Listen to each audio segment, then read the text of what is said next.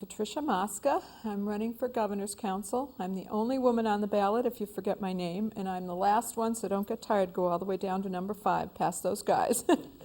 I am running for governor's council. Governor's council is a body that meets on Wednesday in the State House, and it makes decisions on judicial appointments, commuting of sentences, pardons, appoints justices of the peace, notaries public, certain transfer of treasury funds from the comptroller.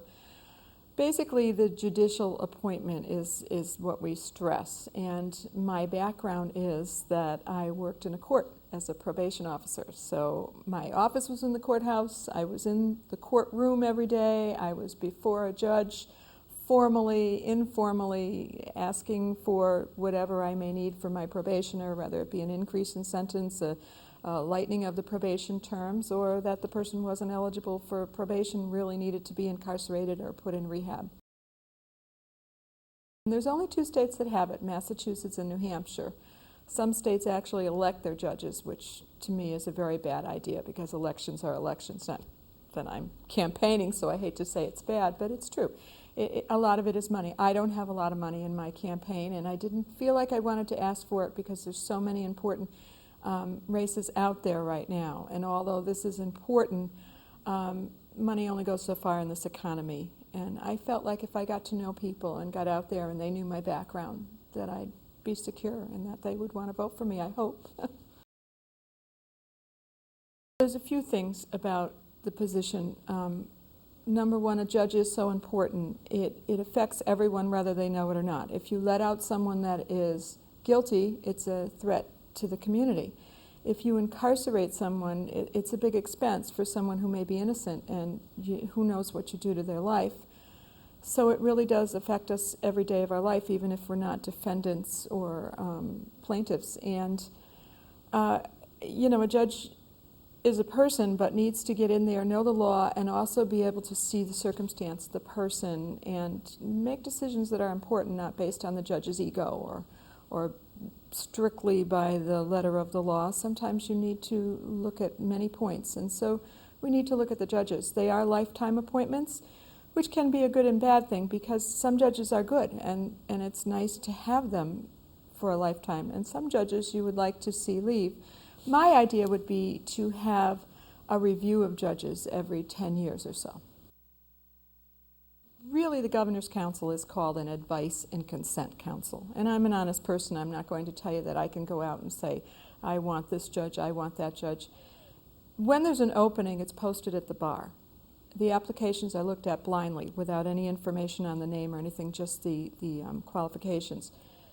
Out of those that they pick, then they look at them with the names. Out of those, these people are called in. They go through, of course, a query. They go through many interviews. Out of that, there's 3 to 6 people that are given to the governor, and the governor makes a decision on one. So by the time it gets to us, it's pretty much looked at. But there is always something. Recently, they found that someone had not given the right donations that they made to campaigns, and the person ended up withdrawing. So we do have some power, but there's a lot of investigation beforehand. But the greatest thing to me about this is you meet with the lieutenant governor, who chairs it, once a week, 12 o'clock on a Wednesday. Only 8 people if everyone shows up, and him. It's a great time to bring the constituents' concerns to the table. You know, you can read about things in papers, you can hear about it in the news, but for example, going around, I ask people things that they're concerned with. And one of the things one lady told me was animal rights. Another person said, you know, there used to be a Council of Aging bus that picked us up once a month, took us to the mall for 2 hours to have lunch, and one day it just never came, and we assumed the funding had been cut. But there's so many things that happen out there that I think we need to let the powers to be up there know are happening, so they can look into it and say, maybe that wasn't a good idea. Maybe we need to talk to somebody about that.